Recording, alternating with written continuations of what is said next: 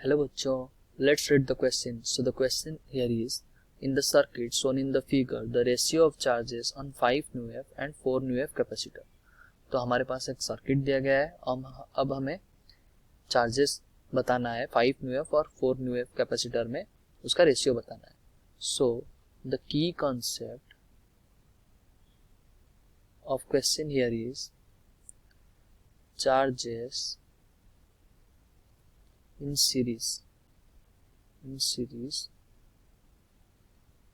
remain same. ये हमें पता है. ओके. चार्जेस इन पैरेलल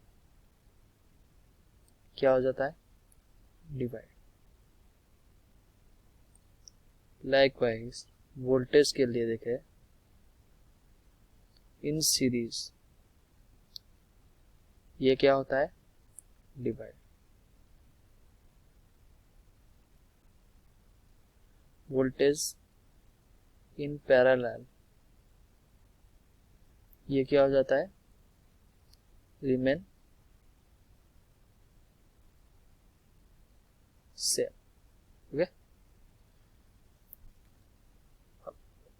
हमें पता है क्या कि isolated plate, charge on the isolated plate of the capacitor, charge on isolated plates of capacitor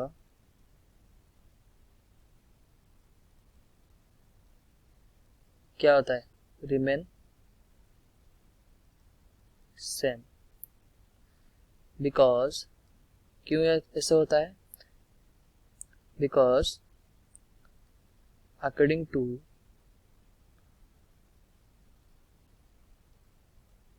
charge conservation,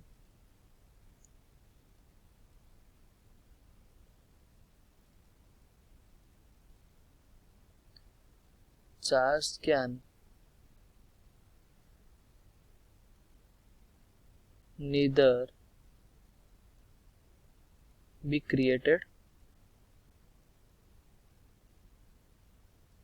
nor destroyed. Okay. Charge को हम क्रिएट भी नहीं कर सकते, डिस्ट्रॉय भी नहीं कर सकते.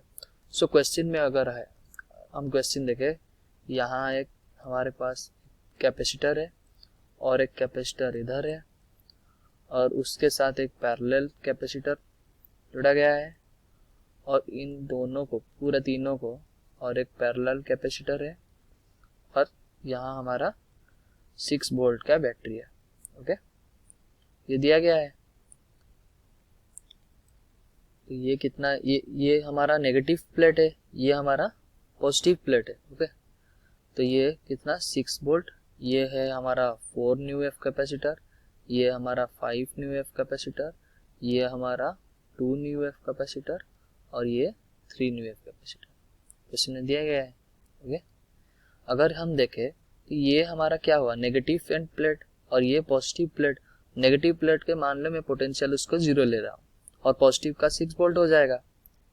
तो इस वाले पॉइंट को देखो, इस वाले पॉइंट पे पोटेंशियल कितना हो जाएगा? 0. इसमें पोटेंशियल कितना हो जाएगा? 0.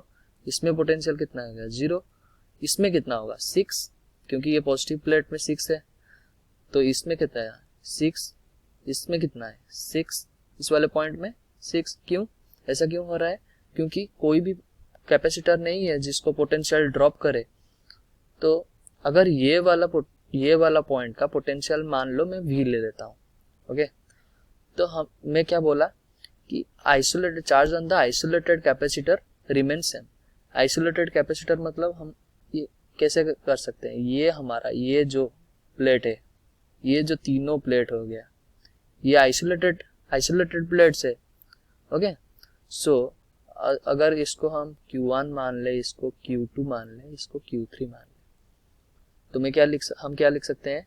Q1 plus Q2 plus Q3 equals to 0. Okay. So Q1 को हम क्या लिखें? Q इक्वल्स टू, हमें क्या पता है? Q equals to capacitance into potential difference. So capacitance Q1 कितना हो जाएगा? कैपेसिटेंस उसका कितना है? 3 nu F. ओके.